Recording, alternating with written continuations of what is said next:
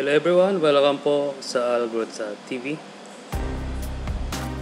Into this video, I'm going to share my DIY in replacing the charging board of my Sony Xperia XA1. So, ang issue nitong XA1 ko is yung charging port. Kasi pag ginagalaw ko yung charging cable up and down or left and right, nag-lit up yung charging indicator, pero pag binibitawan ko na, nawawala na yung charging lamp. So kahit ilang cable lang ginamit ko, so pareho pa rin. So sa tingin ko ang problema is yung charging board mismo. So I order a replacement part from online, yung buong replacement board. So ito yun, murang-mura lang po ito sa online.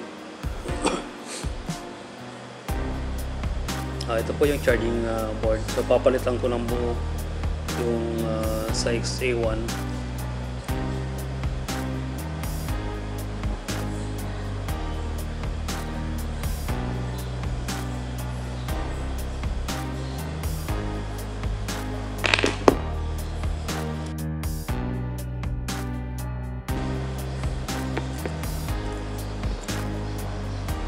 So ito, i-safety ko muna yung replacement spare part.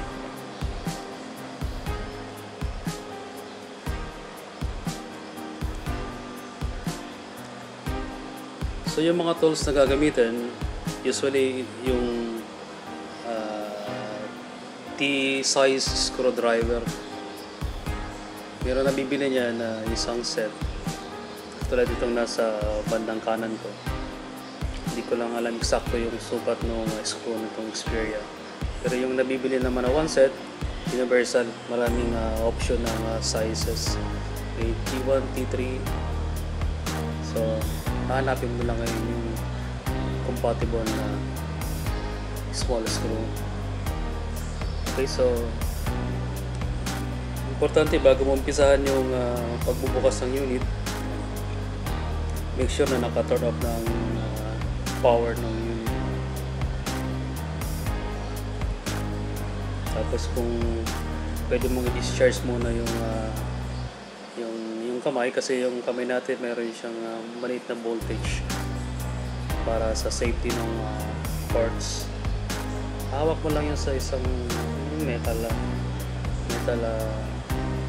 things na nandiyan sa area mo.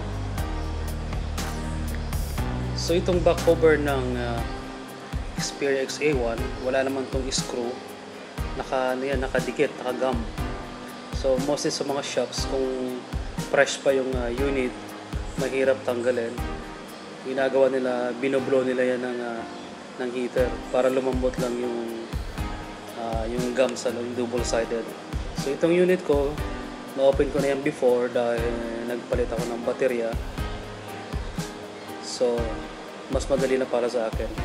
And yung ginagawa ko, sinusungkit ko lang ng maliit na plastic yung casing para umangat na yung plastic cover ng Xperia. Mas madali na to kasi hindi lang first time ko na nabuksan tong unit na to.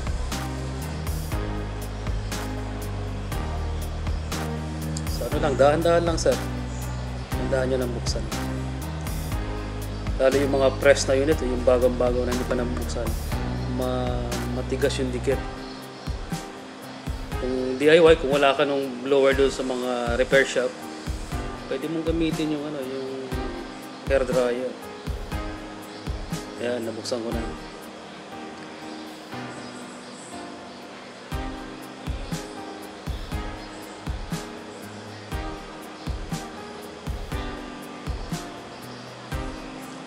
Yan pala, tatagalin mo rin para safety, tanggalin mo na rin yung SIM card and memory card na naka-insert.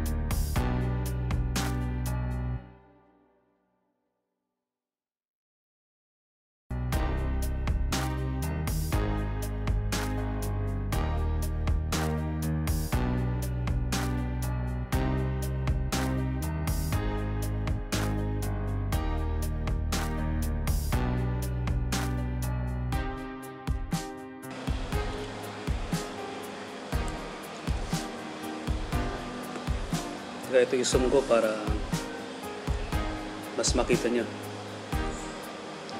Yan yung kulay itim na yan yung cover nung charging board. So ito yung tinatanggal ko.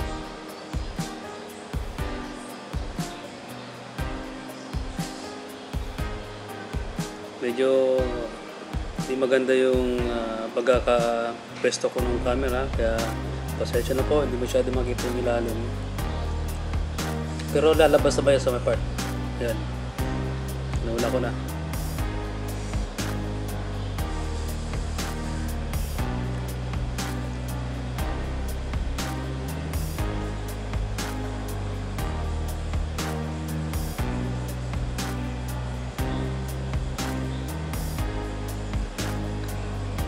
Yun, lumabas na yung charging board. Yan yung papalitan ko.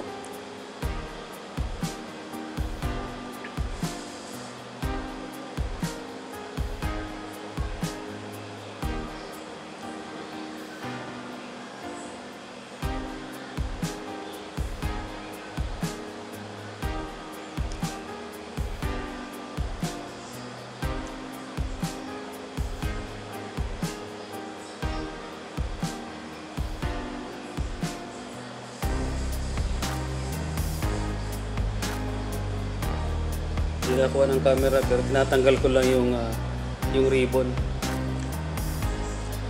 yung connector na galing sa charging board papunta ng main board.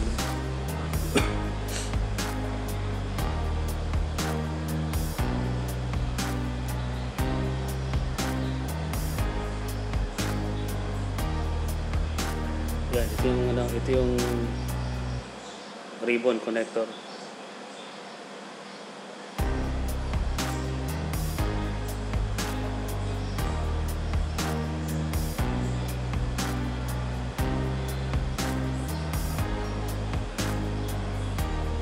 Ito guys, para mas safe, kung pwede naman tanggalin yung baterya, remove muna para maiwasan yung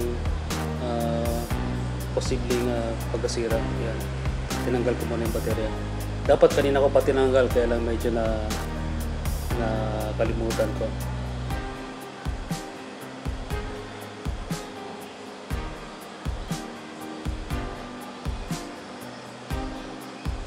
Yun, natanggal ko na. Ito yung defective ko na charging board. So, compare ko yun to sa nabili kong bago. So, halos pareho. So, tingin ko perfect match to. Yan. Pareho ang mounting. So, I think perfect match. So, babalik ko na lang.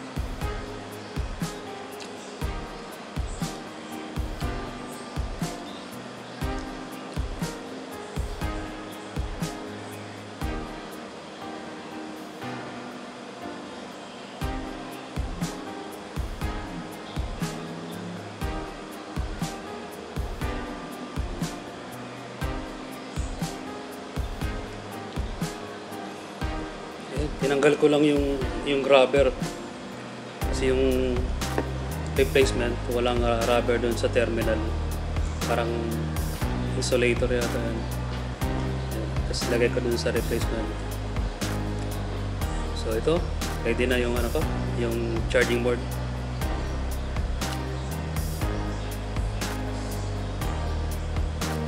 Okay, balik ko na.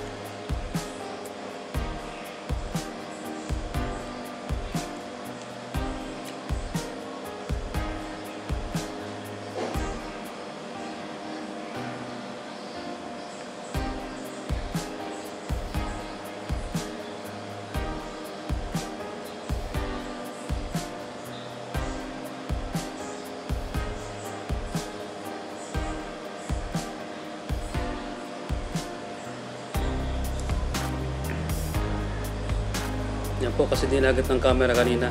Yung after ko isalpak, kinabit ko lang yung dalawang connector.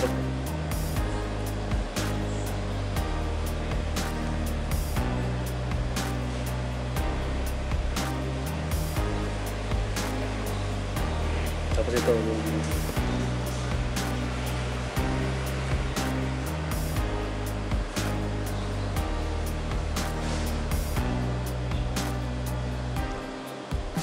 okay, so ibalik ko na yung battery.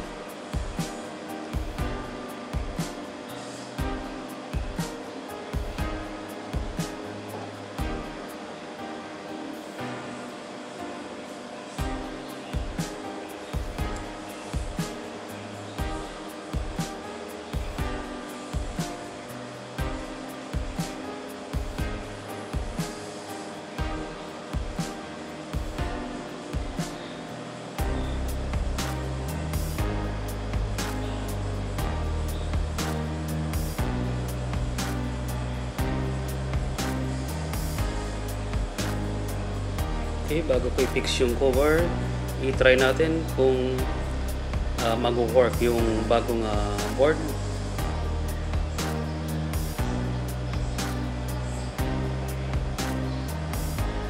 Ayun. So, charging. Yan. So, good job. Gumana.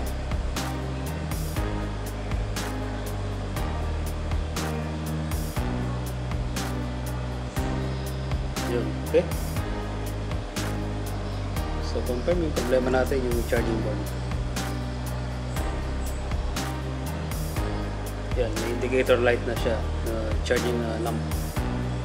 Okay. So, balik ko na yung cover ng charging board.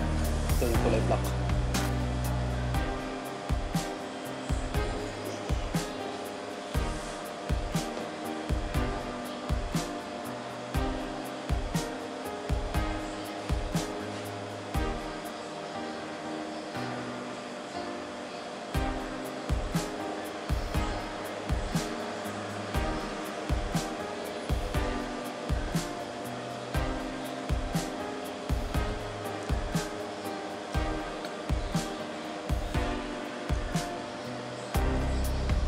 Ang kagandahan nitong Xperia XA1, yung charging board niya nakahiwalay sa motherboard. Connected lang siya ng connector ribbon. So madali ang magpalit. Kasi may mga ibang phones na yung charging niya is kasama na dun sa mismong mainboard. Yun, medyo mahirap magpalit. So kailangan talaga na professional technician.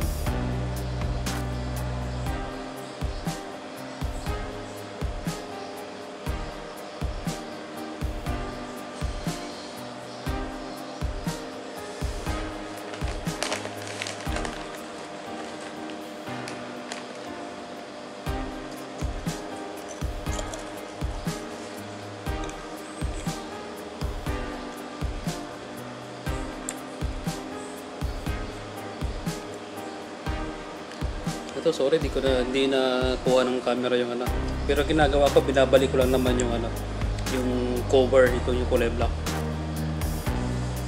Natanggalin ko ulit para makita nyo.